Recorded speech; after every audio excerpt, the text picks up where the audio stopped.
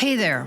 Welcome to the Pine Island Experience podcast. I'm Joanna Anderson with my husband, Trygve. Each of our episodes will be conversations with fellow Pine Islanders. The goal of our podcast is to share with you our experiences, what we have found to be fun, and what makes the Pine Island Experience so unique.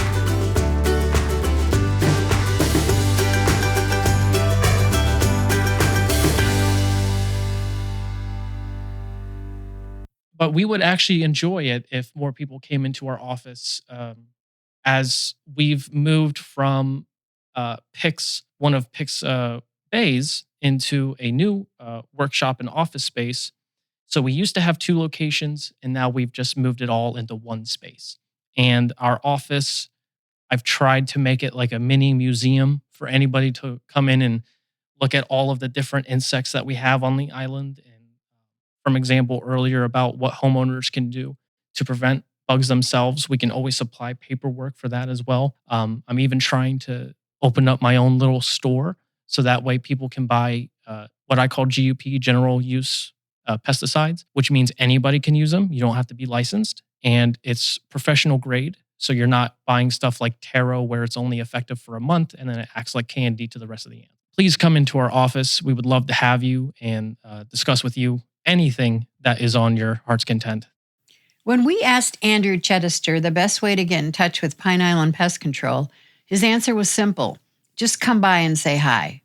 In this heartfelt episode of the Pine Island Experience, Andrew shares his inspiring story from longtime employee to proud owner of Pine Island Pest Control. He talks about his deep commitment to serving the Pine Island community, his passion for helping people feel safe and comfortable in their homes, and why creating meaningful connections is just as important as the service he provides. And now, here's Andrew. We have with us today Andrew Chedester from Pine Island Pest Control. We know you. You've taken care of us. People take care of us. So thank you very much. We're so happy you're here today. Thank you very much for having me. And we're going to start. I know you've listened to the podcast. We're going to start with the usual, whatever you want to share. Yeah, so born and raised in Maryland, a little too close to Baltimore for my liking. Germantown was the place. Really, I didn't do much my whole childhood besides, sit in the house, game, do my homework, maybe go outside every once in a while, climb trees. Most of my broken bones have come from being outside, climbing trees and jumping creeks. But I've always had some type of work ethic as well, just following my dad and my grandparents as well. Being able to start working at the age of 12 for my uncle and aunt up in Maine for a blueberry farm. Did that for about 4 years and just wanted to continue working and saving money for a good and decent future for myself. And started 2 additional jobs at 16. One at a grocery store, putting stuff on shelves, and the other being a party host at a bowling alley for young kids. And then pretty much just graduated high school, and my grandparents handcuffed me and brought me to Florida and said, get out of town. Move here with us. We need you. And, here we are from 2016 until today, and we're still going strong. Sounds like you like to be outside with the blueberry farm and the climbing the trees. Being outside is one of my favorite things, even though I tend to still keep myself inside. Okay. Oh, yeah, both sides. It's the balance of life, right? So how'd your grandparents discover Pine Island? So they handcuffed you. We'll go with that part. But what got them to Pine Island? And we just tend to ask, because it's not one of the famous islands in Florida per se. Right. Well, I know Jim, my grandfather, was here way before my grandmother, Susan McGuire. And I know he did a couple businesses, I think Reds before, or something that used to be Reds. He was there as a bartender, did that for a while, and then started his own pest control company in 1992. And right around then, at that time, is when my grandma moved down here, Blue Crab Circle up in Bokeelia. And that's where I spent some of my summers as a child for vacation. So I've been around this island my whole life. That's pretty cool. So you vacation first, and then they told you to move here. Pretty much, yeah. Sounds like they trapped you. They did, but it was a good one. Well, what inspired you to get into the pest control business? I know your grandparents kidnapped you, but when you were able to get out of their grasp, you have a love for it, correct? The biggest thing is I was put on this planet for a reason, and that reason was God. God put me here, and I want to be of service to God's children as well. Uh, Everybody, doesn't matter. And I want to provide a service that matters to everyone as well. And the most important thing is that I get to treat your home and give you peace of mind and give you clarity every once in a while. And I think that's so important in today's age with all this chaos. A little bit of clarity goes a long way. And we feel a lot safer too. You come and take care of us, and it's prevention. Mm-hmm.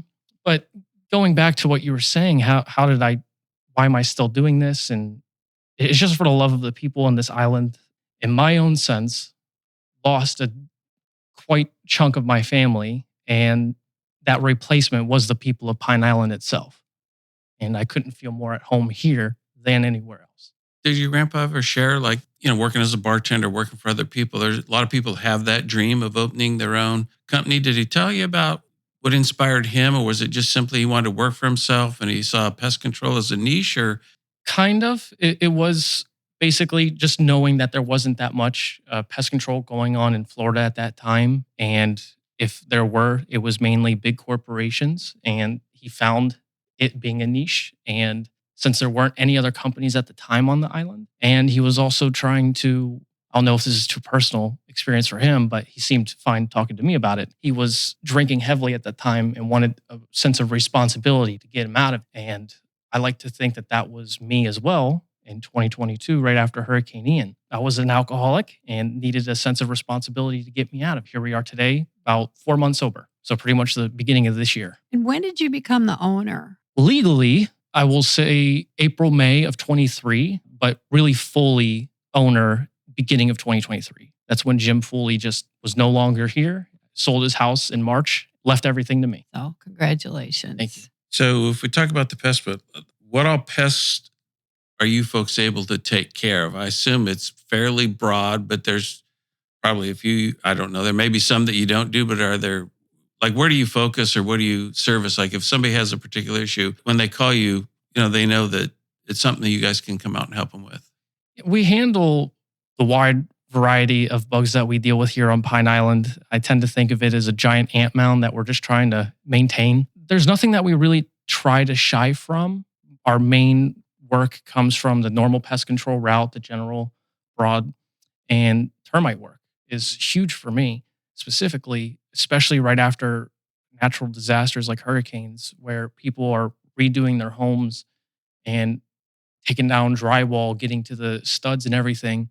And I'm able to treat that lumber and make sure it's prevented from any mold, mildew, or even wood destroying organisms up to 30 years, if not the lifetime of the wood. So being able to do that was essentially what brought Pine Island Pest Control back to life right after the hurricane, where we had no work for months. So that's kind of, does that include I think you have to do termite treatment, even like if you put like a new slab or something before the slab goes in, like it's now part of just ensuring that the home is safe and somewhat protected proactively? Yeah, the county actually regulates that. It's a code that every building has to be done, and it's a pre-treatment, termite preventative pre-treatment is what it's called, and we're just treating the entire dirt slab, making sure that no sub-termites can come up through the ground. But there's no county code or regulation when it comes to all the wood that's being brought into your house to make sure it's treated, because our issue in Southwest Florida isn't the sub-termites. It's the drywood termites, and they're the ones that fly above ground. And all it takes is two to tango to make a colony, a male and a female. And then you have a problem that won't show itself for the next 5 years while they're developing their colony. And then pretty much as that 5 year comes around, you start seeing some pepper-like fecal matter coming out of your walls or shelves. And that's when you call me. I know, being customers of yours, there's an inside and outside treatment. So maybe take us through what those are doing, and are they different, or is it just the same thing and one's more of a broad brush where I know on the inside you seem to look for places, I assume like insects like to go or tend to travel. Kind of take us through the thought process on both the inside and the outside treatments. So when it comes to the inside treatment, most commonly the insects like to have something up against their shoulder when they're traveling. So if you're walking by the baseboards and these roaches are trying to get from room to room, most commonly you'll start seeing them come into the middle of the room after they've been treated, after they've walked through the pesticide application and they've groomed themselves, which is the most common control factor with our pesticides is they have to groom themselves in order to digest the poison and affect them. So that way, even if it got on your fingers or your feet, it's not going to affect any person whatsoever. And so we're looking underneath your sinks, any drains that you have, pipes. We tend to think of that like a highway for cockroaches and or silverfish. We have for the outside, just 3 feet up, 3 feet out, treating every single plant, tree, shrub that you have on your property, knowing that there's going to be ants and roaches living within the mulch and the sand that you have in your lawn, and just trying to keep an eye out for any wasps in the eaves and just trying to keep our eyes open for everything, making sure that you have the peace of mind that you deserve. And then outside of the regularly scheduled appointments, if somebody has a particular problem like ghost ants, then you folks can come out and evaluate and take care of those as well, correct? Same day, if not next day, yes. And most commonly, it would be me because I find that to be my most interesting part of the job where, I'm kind of like the pest detective, kind of like Ace Ventura in a way. Instead of pet detective, I'm a pest detective. And I find that to be so enjoying. Yeah, you're smiling. Yeah. I'll never forget when you explained ghost ants to me and their mortal enemies, the termite. Told me about the movie. You were so excited about what you do, and you educated us. Mm-hmm. Some of my customers tend to think of me like a walking bug encyclopedia, but it's amazing too that I get to see this stuff and take videos and then post it on my Facebook or even on my website and get to show everybody kind of what bugs and like to do and the forever war of the ants and termites. For example, just go look at my website. So you've talked about termites, cockroaches, ants. Are there other kinds of pests that we tend to get down here? Or do we just, due to our weather, do we get a lot? Like, there's probably common one that you folks see, but like what all might be coming into our homes?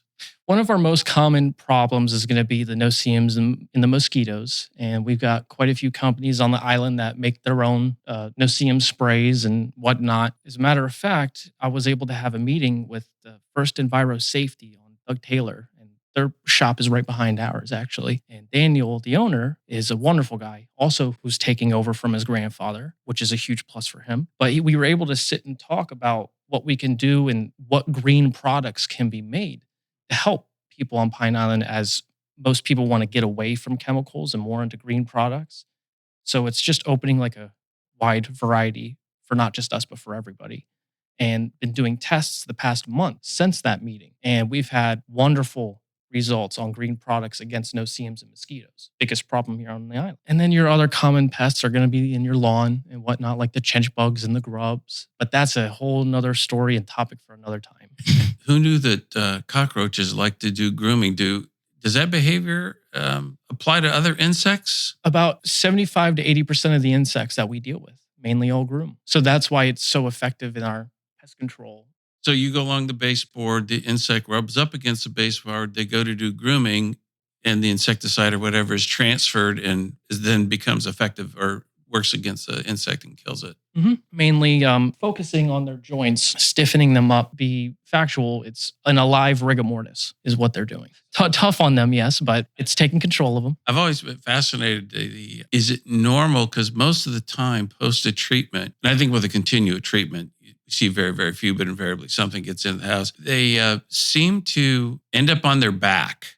Is that a reaction from the insecticide, or is that just a natural position? Not that you can't find them in other positions, but a lot of times you'll see them on their back, and maybe just the slightest of movement or no movement, and it's just time to pick them up and throw them away. But right, the reasoning behind that, I'm not sure. Oh, okay. I'm still figuring that out myself. Yeah, and then you start seeing them kind of nudging a little bit as it's time to pick them up, and that's just normally the control factor in the chemical.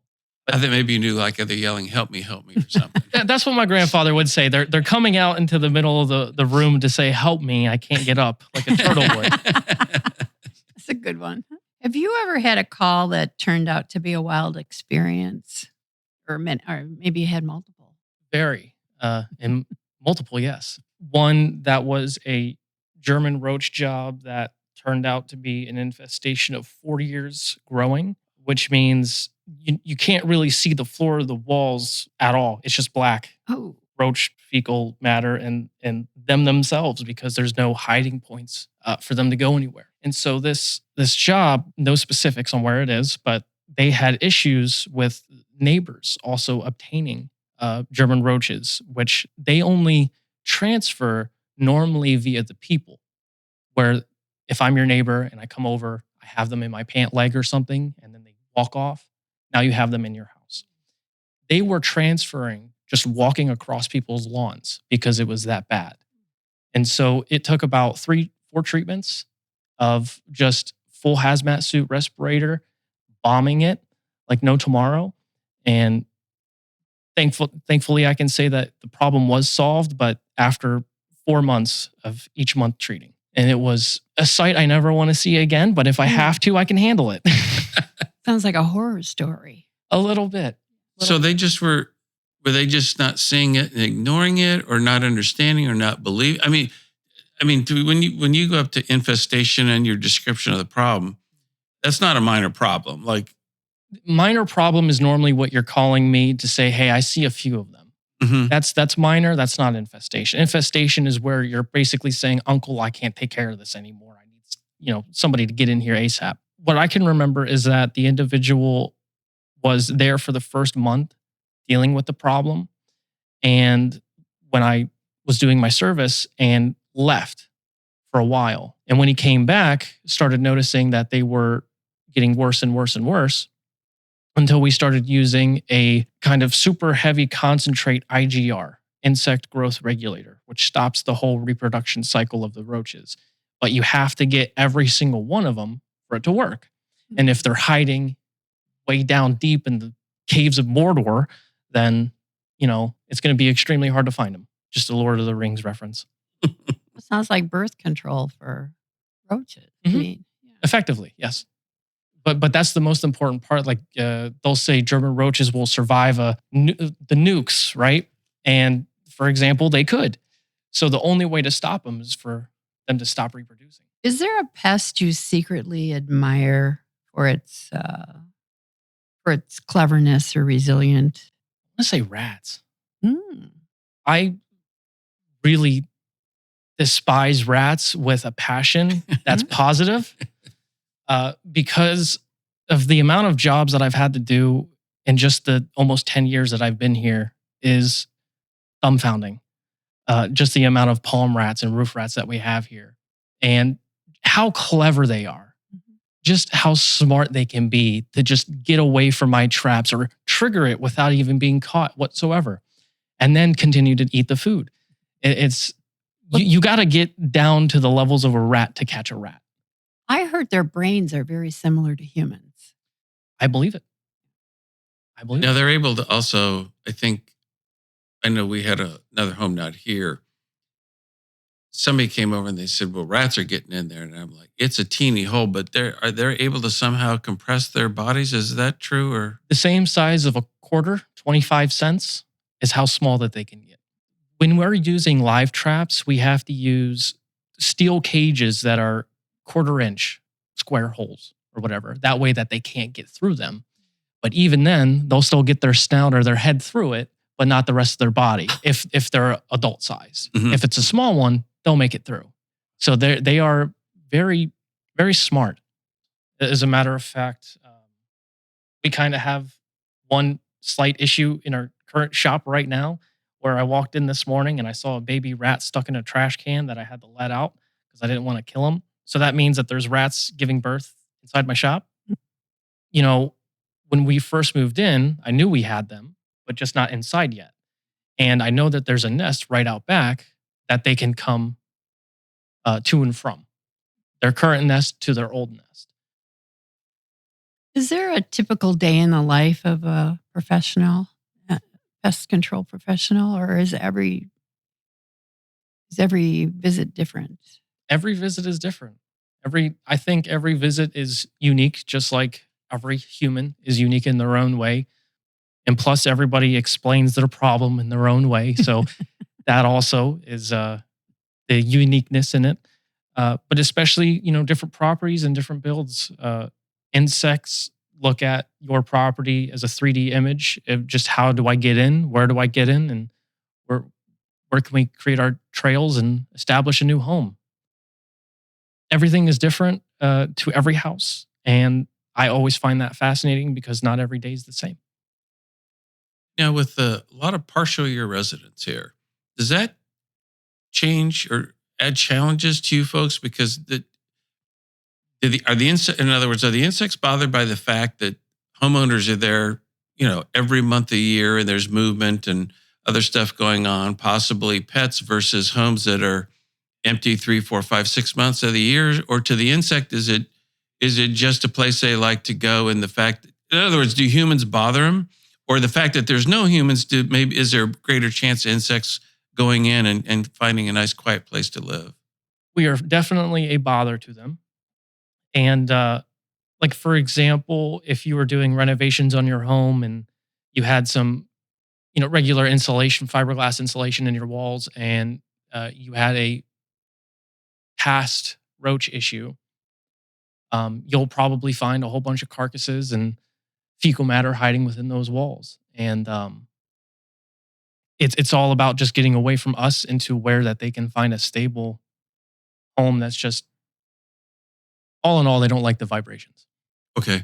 It's like our movement and our walking and so forth. Mm-hmm. Even the sound vibrations, I may be asking questions you don't know, but sound creates vibration. So just really human life in general? Mm-hmm. Okay. And most commonly why we tend to find them underground where there's not that much and it's more stable. I can't explain the science behind it, but you get it. If you were going to give homeowners advice, things that they can do to reap the most benefit from your services, because I'm sure we can verify that your treatments work. Mm-hmm. But having said that, are there additional things that can maximize the benefit of those treatments? Like, are there things that you can do that invite insects in, or things that you can fail to do on property maintenance that help encourage insects to come in the home? Yeah. One beautiful thing that my grandfather did for me is he created a list of what homeowners can do to prevent all these different types of insect problems. Like, for example, when you're planting shrubbery or anything, keep it 2 to 3 feet away from the home, because anything that's a small, medium-sized plant, you'll tend to find ants living within the root system of it. Why? Because they might obtain aphids or a type of aphid that releases honeydew, which is a huge attractant for any ant because it's a type of sugar. And so they just love living in them, and being able to keep it away from the house allows less chance for them to find an exact entryway, maybe through a crack in the foundation or a crack in the wall, or even just a downspout outside that has a little hole from a screw that they're crawling into. Are there any pest control myths that you would like to debunk, or is it pretty much... I'm not naming any companies. But if you think drilling a hole in between 2 studs and just putting your little nozzle in there and allowing all the chemical to drip down to the floor is treating 100% of all the drywall and studs in that, then you're sadly mistaken. It's not true. And stop selling it, please. Because you're taking people's money and they don't deserve that. That's one thing. And you mentioned the research on the green products. Any concern for pets on the inside? I know, it's probably not good for humans or pets to walk through the wet stuff, but once it's dried up, everything's kind of kosher then? Even what I tend to tell everybody that I talk to, whoever has the concern of that, is just all it takes is for you to put your entire face inside my B&G can, and sure, you might get a little sniffle, but that's about it. So even if you're walking on it, the wet chemical, or It doesn't matter what we're using as long as it's not the German roach related products. Mhm.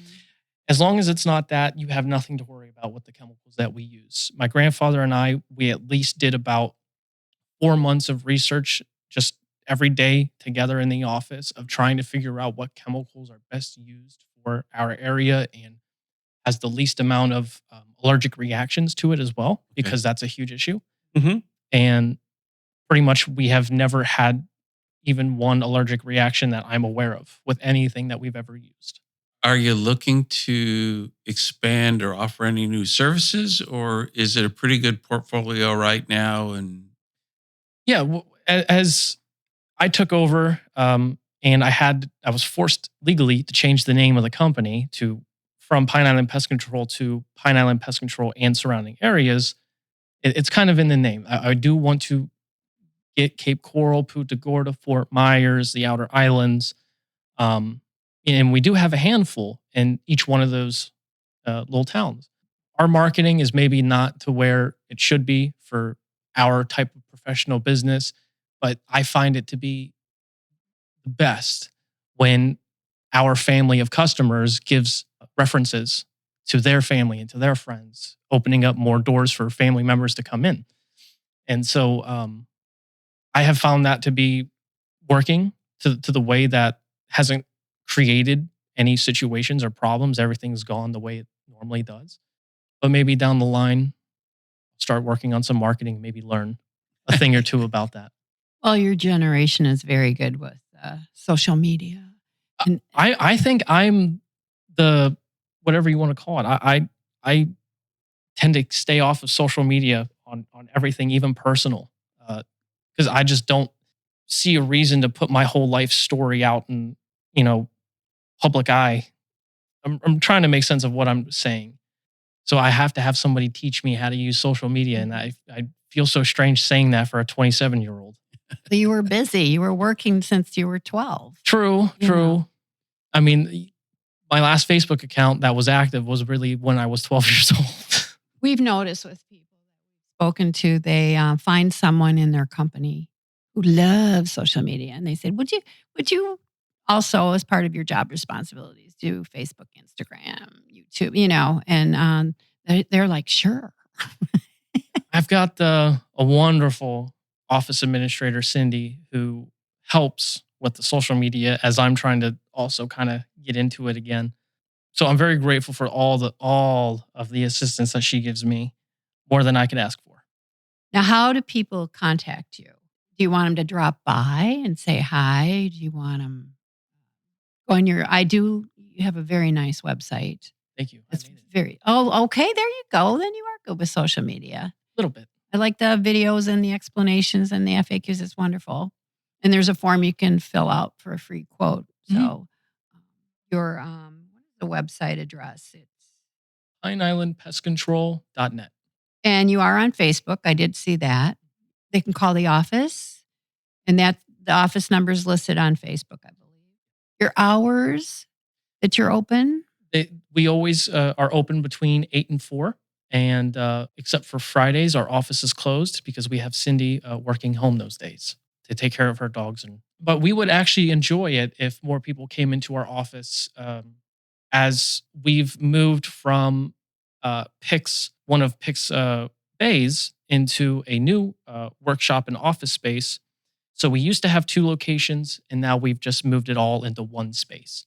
And our office, I've tried to make it like a mini museum for anybody to come in and look at all of the different insects that we have on the island. And from example earlier about what homeowners can do to prevent bugs themselves, we can always supply paperwork for that as well. I'm even trying to open up my own little store so that way people can buy what I call GUP, general use pesticides, which means anybody can use them. You don't have to be licensed, and it's professional grade. So you're not buying stuff like taro where it's only effective for a month and then it acts like candy to the rest of the ant. Please come into our office. We would love to have you and discuss with you anything that is on your heart's content that's business oriented. Where are you located? You're on Mallory Park? Mallory Parkway, right in the middle of Doug Taylor Circle, better known as right behind the pick, 10161 Mallory E Parkway, Unit 13. Is there anything we've missed? I don't know if I should explain or not my story of 2022, of how I went from a depressive alcoholic into who I am today, a successful business owner. Right after Hurricane Ian, pretty much we lost my mom to Hurricane Ian, and I didn't find out until 2 days after, the Friday 27th, I'm pretty sure, of that September. And pretty much I got the call from a police officer in Cape that did a wellness check and found her. And she was my best friend. There was no other person on this entire planet that could ever match the love and respect that I had for her. And I was distraught, absolutely gone mentally for a few months. I'll say probably 3 or 4. And the only reason I came back is because of the sense of responsibility my grandfather offered me to run this business. Even during those 3-4 months, I was drinking extremely heavily because I just stopped caring. And I created my own online business of selling computer stuff online, which I desperately didn't want to do, but just randomly did it. And that was during the same time that AI became a thing, January 1st of 23. And so I started using AI and learning how to operate a business that was not Pine Island Pest Control. Pretty much, Jim offered me the ownership. I accepted. And pretty much once we signed the paperwork, it was like a flip switched in me from my absolute bottom to my absolute top. I'm just happy that every day ever since, I've given my mom a good show to watch. Yeah, she's watching. It's a beautiful story. But that's kind of my story of how I had to develop my mental in such a fast-paced, quick time to get to where I am today. I could still be this immature 26, 25-year-old that I'm supposed to be, but instead I grew up. And you dedicated it to your mom. Mm-hmm. Well, thank you. Thank you very much for coming. Thank you guys for having me. We hope you enjoyed our Pine Island Experience podcast. If you have any ideas for us, people to interview, or any comments, please feel free to email them to us at pineislandexperience@gmail.com. That's pineislandexperience, all one word, @gmail.com. Don't forget to like us, and you may subscribe to this podcast using all the major catchers like Apple iTunes, Google Podcasts, and Spotify. Thanks again for listening, and remember, island life is a constant vacation. We'll see you on the next podcast.